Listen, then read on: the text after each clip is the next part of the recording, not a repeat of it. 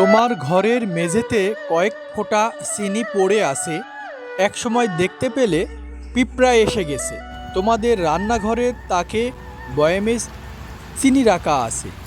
একসময় দেখতে পাবে বয়ামের গায়ে পিঁপড়া নড়াচড়া করছে। কখনো কখনো পিঁপড়া কোটা বা বয়ামের মধ্যে ঢুকেও পড়ে। তুমি কখনো ভেবে দেখেছো পিঁপড়া খবর পেল কিভাবে?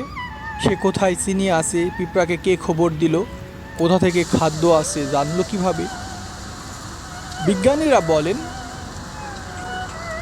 পিঁপড়া নিজেই খবর নেয়। এই খবর নেয়ার জন্য তার মাথার ওপরে দুটি অ্যান্টেনা রয়েছে। এই অ্যান্টেনা দিয়ে সে খাবারের গন্ধ পায়।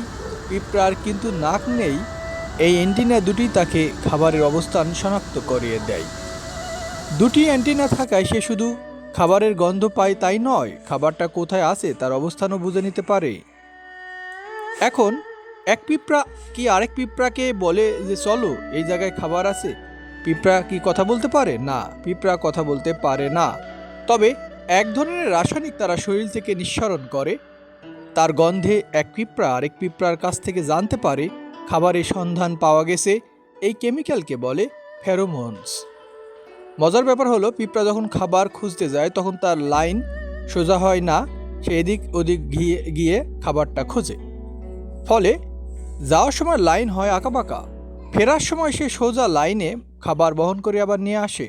যাওয়ার সময় গেল আঁকাবাঁকা, ফেরার সময় সে সোজা পথটা চিনল কিভাবে? মনে করা হয় সূর্যের অবস্থান দেখে সে নিজের গতিপথ চিনতে পারে। কোথা থেকে কোথায় যাচ্ছে তা জিপিএস গ্লোবাল পজিশনিং সিস্টেম কাজ করে। পিঁপড়া কি ঘুমায়? হ্যাঁ, পিঁপড়া ঘুমায়। সে দিনের মধ্যে প্রায় 250 বার 1 মিনিটের জন্য ঘুমিয়ে পড়ে। পিঁপড়া কি কথা বলতে পারে? না, পিঁপড়া কথা বলতে পারে না, কিন্তু পিঁপড়া শব্দ তৈরি করতে পারে। পিঁপড়া কি কথা শোনে? হ্যাঁ, পিঁপড়া শব্দও শুনতে পায়, গন্ধ, স্বাদ, স্পর্শ, শব্দ। পিঁপড়া আরেক পিঁপড়ার সঙ্গে যোগাযোগ করে। পিঁপড়ার কান নেই, তবু ভূমির কম্পন অনুভব করে, শব্দ টের পায়। এক পিঁপড়া আরেক পিঁপড়ার সঙ্গে মুখে মুখে খাবার বিনিময় করে, ট্রোফোফিলাক্সিস বলে এটাকে।